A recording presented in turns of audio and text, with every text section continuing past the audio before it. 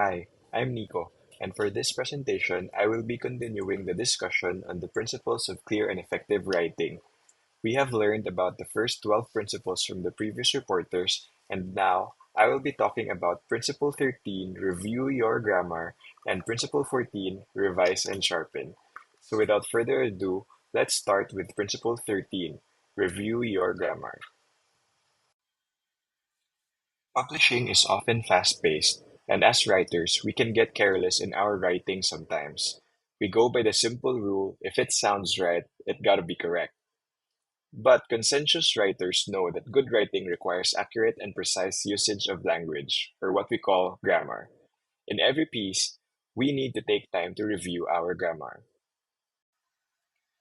Pulitzer Prize Special Awardee John Hohenberg said, "There are simply no exceptions to the rule.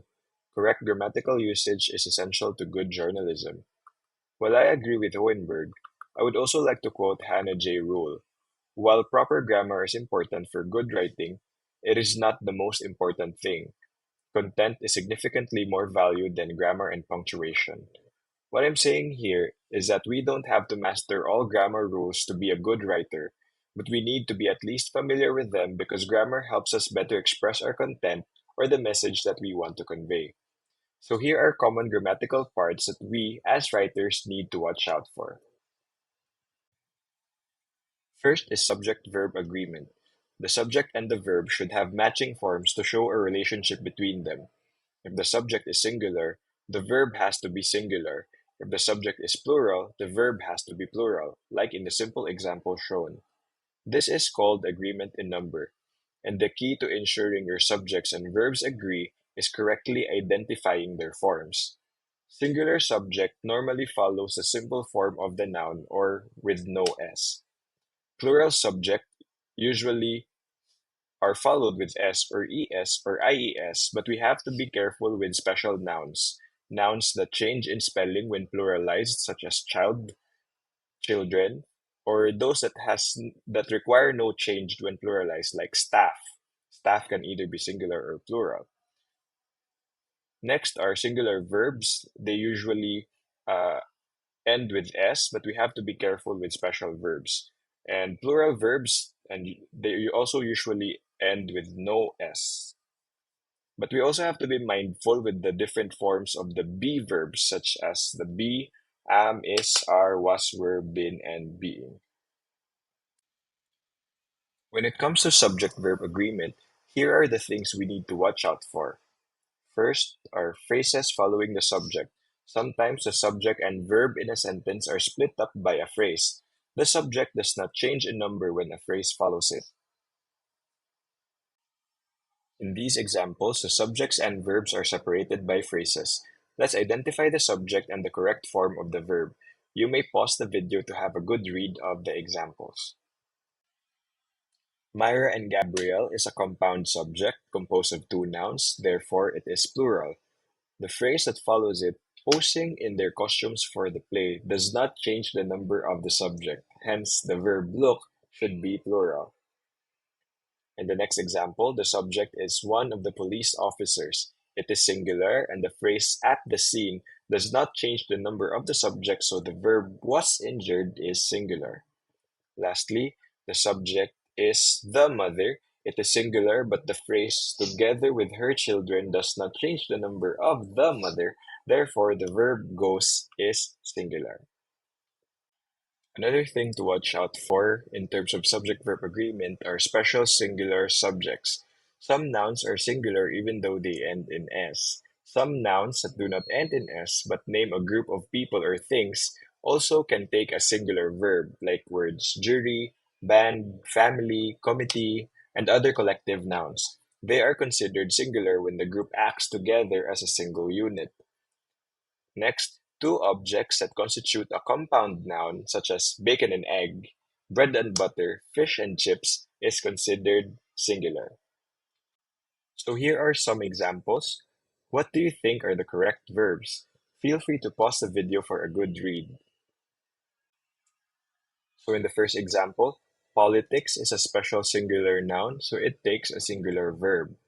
In the second example, jury is a collective noun, so it takes a singular verb. And lastly, bacon and egg is a compound noun referring to a certain breakfast meal, so it's considered singular and therefore takes a singular verb. We also need to watch out for indefinite pronouns. So pronouns, like regular nouns, can be singular or plural and must agree with the verb. Pronouns that do not refer to specific people or things, also known as indefinite pronouns, present the greatest difficulty for subject-verb agreement. Singular indefinite pronouns take singular verbs, and plural indefinite pronouns take plural verbs. Some pronouns can take either the singular or plural form depending on how they are used. So these pronouns are considered singular when they refer to a whole quantity of an object, say, all of his life, because we are just referring to one life. And they can also take the plural form when they refer to a number of individual items. So, for example, all of my friends. So we are referring to a number of friends. Again, here are some examples. So let us try to identify the correct verbs. Feel free to pause if needed. In the first example, nobody is a singular indefinite pronoun and takes a singular verb. In the next example, both is a plural indefinite pronoun, so it takes the plural verb. And in the last example, all refers to a whole cake and therefore takes the singular verb. Next thing to watch out for are compound subjects. So when more than one nouns or pronouns are doing the action represented by one verb in a sentence, those nouns or pronouns are called compound subjects. If the two nouns or pronouns are joined by and, they agree with a plural verb because it means that the two subjects are doing the action. If two singular nouns are joined by or nor, they require a singular verb because it means only one of the subjects is doing the action. When or nor joins a singular and a plural subject, the verb must agree with the subject closest to the verb. So here are some examples with compound subjects. So let us try to identify the correct verbs for each.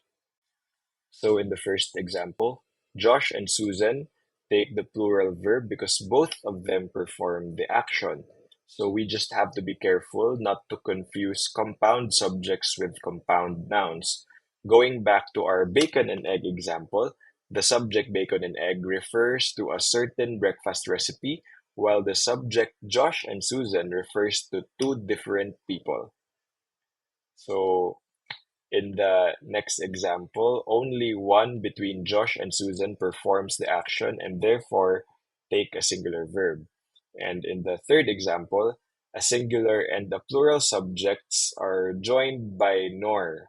In this case, the verb should agree with the subject closest to it, which is his friends, and therefore will take a plural verb. And lastly, we need to watch out for inverted sentences and questions. These are sentences where the verb comes first before the subject. So this can make identifying the forms of the subjects and the verbs a little bit more complicated. So here are some examples of inverted sentences. So you may pause for a good read and try to identify the correct verb. And here are the correct answers. Aside from the subject-verb agreement, another grammatical rule that we need to watch out for are tenses. So, tenses are changes or additions to verbs to show when the action took place. It could be past, present, or future, and they could also be simple, perfect, continuous, or progressive, or perfect continuous or perfect progressive. So, simple tenses use the verbs as they are. Perfect tenses, we use perfect tenses when the action relates to another point in time. We use continuous tenses if the action is ongoing, and we use perfect continuous if the action is ongoing over a certain period of time. We use the simple past tense to show actions completed in the past with no extra emphasis. For regular verbs, we form the simple past tense by adding the suffix d or ed to the end of the verb. But we have to be careful with irregular past tense verbs. These don't follow the normal rules and use their own unique forms for the past tense. For example, the past tense of the irregular verb go is went. So this is an example of a sentence in a simple past tense. He washed his car yesterday. The past perfect tense follows the format had plus the past participle of the verb. We use past perfect when we talk about two different actions in the past, but the one happened before the other. So, for example, he had washed his car before it rained. The past continuous tense follows the format was or were plus the present participle of the verb. We use the past continuous tense to show an ongoing action in the past, especially if the action was interrupted by another action. It is also used for habitual actions that occurred in the past but not in the present. It's usually used with adverbs like always or adverb phrases like all the time. So, an example for this is he was washing his car when it rained. The past perfect continuous tense follows the format had been plus the present participle of the verb. The past perfect continuous tense is used just like the past perfect tense, except it describes ongoing actions that happened in the past instead of a one time occurrence. It's often used with the words until, when, and before to connect it to another past action. So, an example of a past perfect continuous tense is he had been washing his car for an hour before it rained. The simple present tense is the most basic of the English tenses. It's used for individual actions or habitual actions in the present. So often, the simple present is just the root verb with no changes or additions. The main exception to this is when the subject is in third person and singular. In this case, you add the suffix s or es or ies. So here's an example. The present perfect tense follows the format have or has plus the past participle of the verb. It is used to describe actions, including an ongoing action started in the past that is not yet completed, the same action completed multiple times in the past and is likely to be completed again, or an action completed very recently, or an uncompleted action that is expected to be finished. So additionally, the perfect present tense can be used to emphasize the significance of a completed action, especially one that happened over time. So here's an example. He has washed his car too much this week. So the present continuous tense uses the format be verb plus the present participle of the verb. So we use the present continuous tense to show an action happening right now or in the near future. Example is he is washing his car. Next is the present perfect continuous tense, which follows the format have or has plus been plus the present participle of the verb.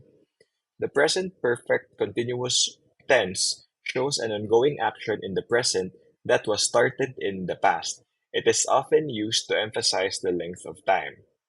So an example for this one is he has been washing his car since morning. Next is the simple future tense. So we use the simple future tense for actions that have not happened yet but will happen later.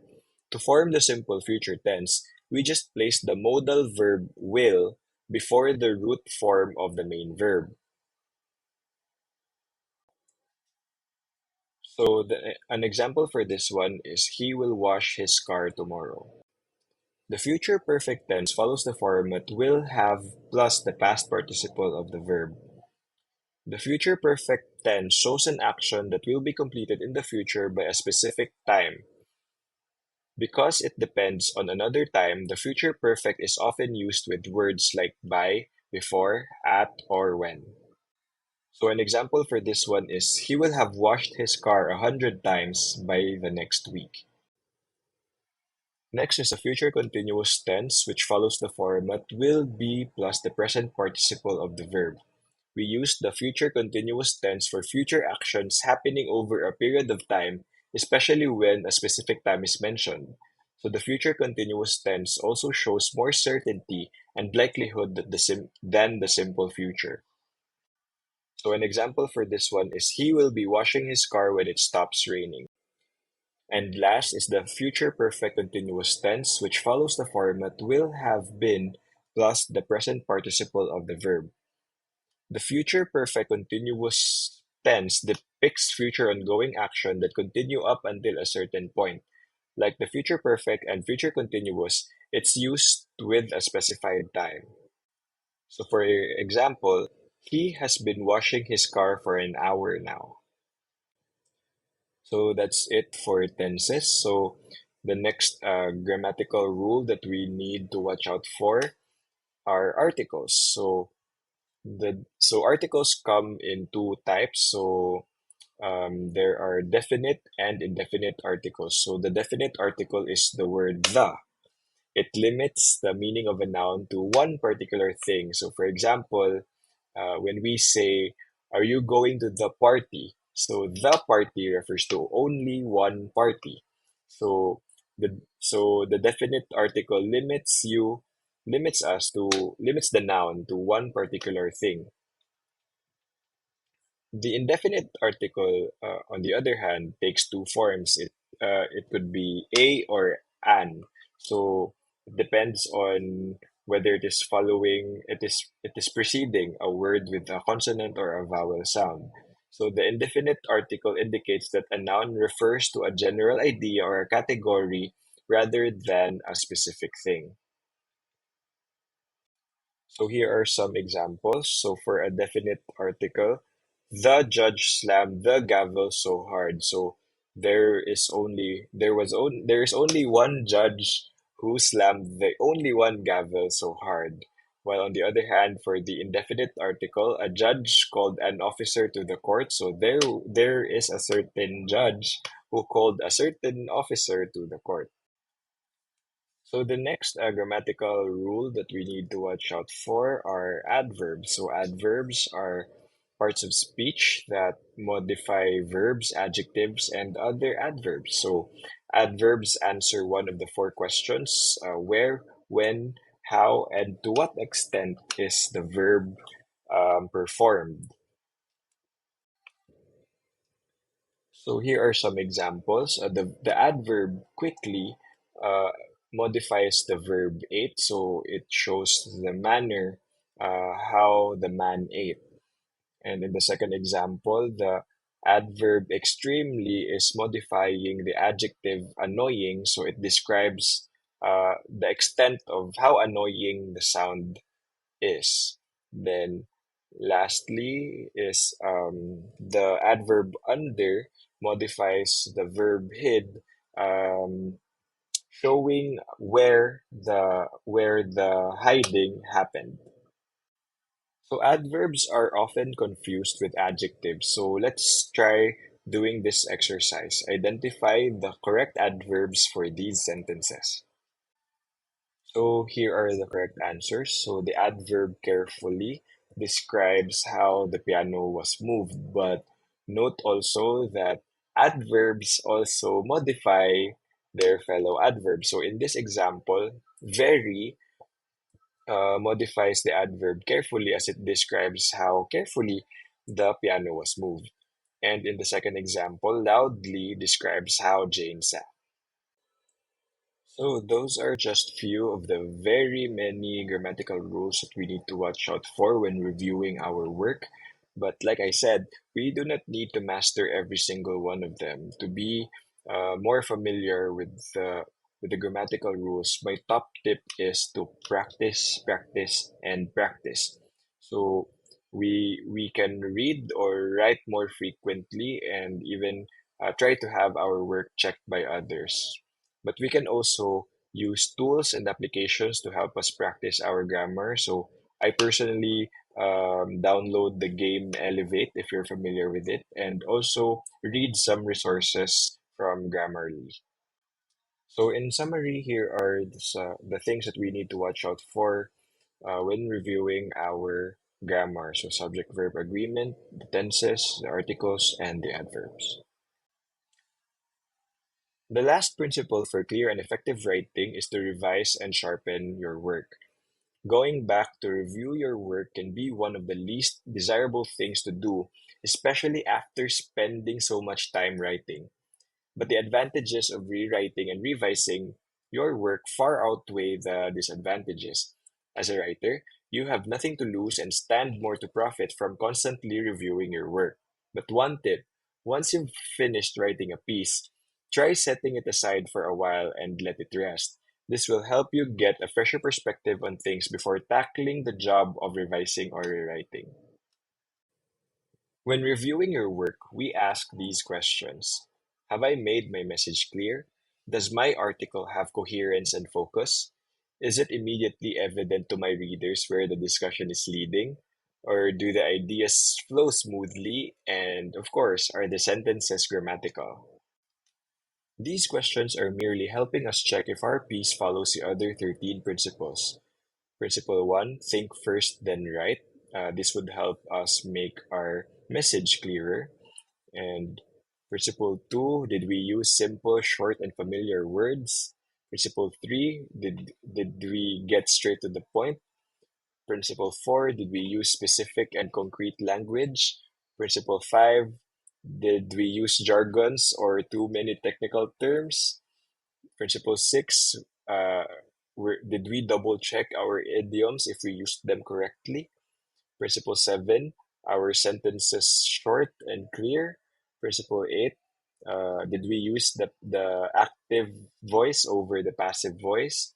Principle 9: did we avoid dangling modifiers? Principle 10: did we keep our paragraph short? Principle 11: our is our material logically arranged? And principle 12: is our flow of ideas smooth? And of course, uh, is my piece grammatically correct?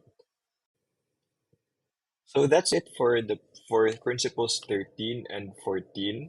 So for discussion, I would like to leave these questions. So what grammatical errors do you commonly spot when reading or you personally commit when writing? So what tips can you give to writers to avoid these errors? And second question, describe your process in reviewing your piece and what is your indicator to say that you're ready to publish it. So I'm looking forward to reading your answers in our discussions. So that is it for my presentation. Once again, I am Nico, and thank you so much for listening and have a great day.